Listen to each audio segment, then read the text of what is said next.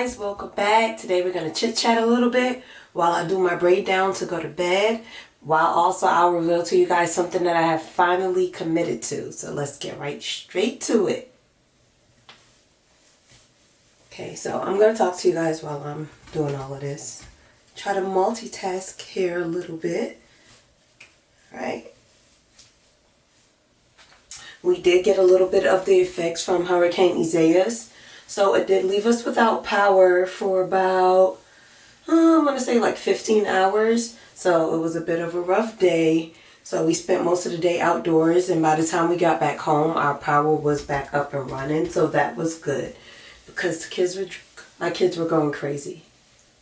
They didn't know what to do. They were bored, even though they could do the same things they normally do when we do have power without the power, but it didn't click to them. It was just different. It was a little bit uncomfortable for them, so we got going. And when we got home, the power was back on, so that was good news. Everybody was so happy. And what makes it funny is the power was back on, but then my kids played outside for like the rest of the night. So they didn't even do anything that required power. So I do actually have a spray bottle today. Yay me. I hate it.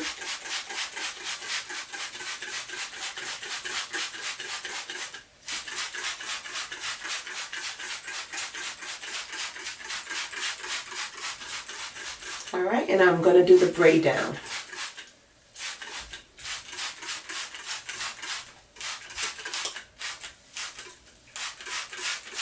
Told you guys I use like 1,000 sprays. That's why it's easier for me to just stick my head in the sink. Alright. Get the ends. Those ends. Edges. Alright. So, in all my years of living, I've never once colored my hair. Right? I know. Grow up. I'm trying. I'm getting there. I've made the decision to grow up, and I finally committed to coloring my hair. And after some long thought, Googling images, I was trying to decide on a final color that would suit me. And I was, everything's scary to me because I never color my hair. I'm scared. I think when you color your hair, everything just starts falling off. Like, I'm traumatized of the process. But I'm just going to go in and I'm going to do it. But I'm going to do it with highlights. So that way it's not every single lock. It's just some locks.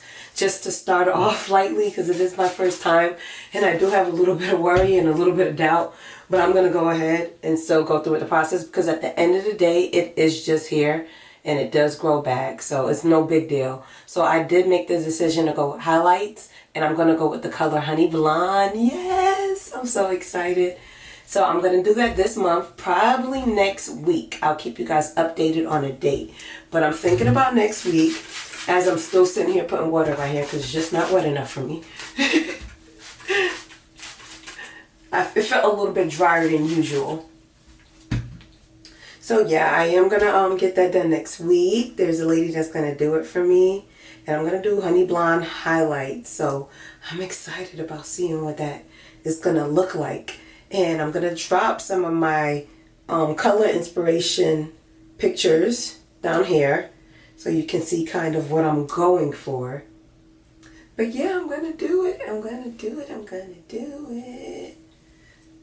I'm going to do it. Were any of you guys affected by the hurricane? When it did reach us, it was a Category 1 here in North Carolina.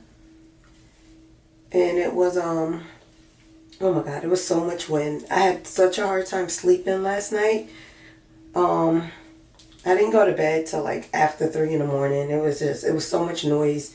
It was so much rattling, so much clicking, so much clacking, so much slamming. It was horrible. It was horrible. And then I seen when the power went out. So that just made everything even worse because then everything was pitch black. Couldn't charge anything. But my whole family was home together. So that was a good part. Because the last 3 years when we lived in South Carolina, it was never all 4 of us together during a hurricane. So for the first time ever, we were all together. And another funny story about the storm is that when we did live in South Carolina, you know, tracking hurricanes can be tricky and it's hard to predict what the storms are going to do and what they're not going to do. So you're sitting there for days watching and waiting for it to come, and then it might not even come. It might just breeze on by. It might drop down to just a tropical storm. You just never know. So while we're in South Carolina, we always projected these big storms every year. For like the 3 years I was there, we would over prepare, we would leave. And then my last year there, I was like, you know what, I'm tired of this, nothing ever happened. So the last year, which was last year, I didn't leave. We just stayed home, we bunkered down, and nothing happened. Nothing, it basically missed us. Then we moved to North Carolina and we're like, okay, category 1, I'm like, all right, if it's not a category 3, I'm not going to make a big deal out of it. A 2 or a 3 at least. I'm not going to make a big deal. We're going to be fine. We'll have, like, you know, at minimum the stuff that we use daily, and no over preparedness. Like, it wasn't that serious to me. And then we actually lost power for an extended amount of time. Not days, thank God, because there are people who go without power for days. But it was just the fact that we actually underprepared this time, and we actually took a bigger impact. So, yeah. I don't know. Hurricanes are just so unpredictable. I always have an emergency kit on standby with, like, flashlights and batteries and radios and stuff like that. But as far as perishable food, non-perishable foods, I didn't really take that into effect this time. But we're okay. We are okay. We made it through. And now it's up in New Jersey actually giving them the business as a tropical storm. I've seen some of the damage it left. But I do live near the coast, so it's always a little bit worse over here. But we made it. We survived. It wasn't that bad. We just had to live without power for a couple of hours. And it actually made us realize how privileged we are on a daily basis. Like, these natural disasters would really, really humble you. Because you can have it all. You can have all the money in the world. But a natural disaster does not care about it. It can just take it all away from you in a matter of minutes. So, yes, definitely be grateful for what we have on a daily basis. Because at any time, it can be taken from you. And not having power, there's people who make all their income, you know, via social media or having to use the internet as their platform. And they didn't have that for a couple hours. And there's people who go with that without days. So I couldn't even imagine. So yeah, once again, we should always just stay humble, because in a matter of seconds, everything can be taken away from you. And like I said, these natural disasters does not care about your financial situation, your hierarchy, ranking. Like, it don't care. It does not care. It does not care about race. All the problems in the world does not matter to a natural disaster. So, yeah, that's that. So, yeah, it did give us a little bit of a appreciation for what we do have daily.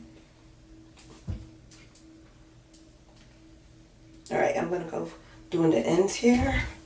Grabbing this up. Let me turn around. Kind of show how I do my back.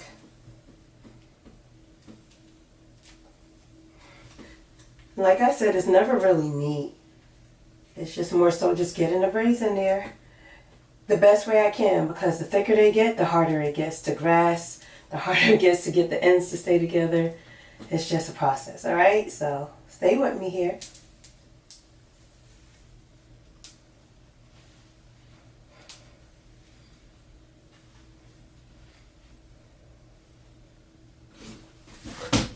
Okay, and I remember mentioning that I do not put like conditioner and oils and stuff like that in my hair, but I'm pretty sure once I get this color done, I'm going to be doing a lot of that, because I heard that it can be very, very drying, very damaging. So you want to do like a hair mask or a deep conditioning or something. So I might do that probably before and after.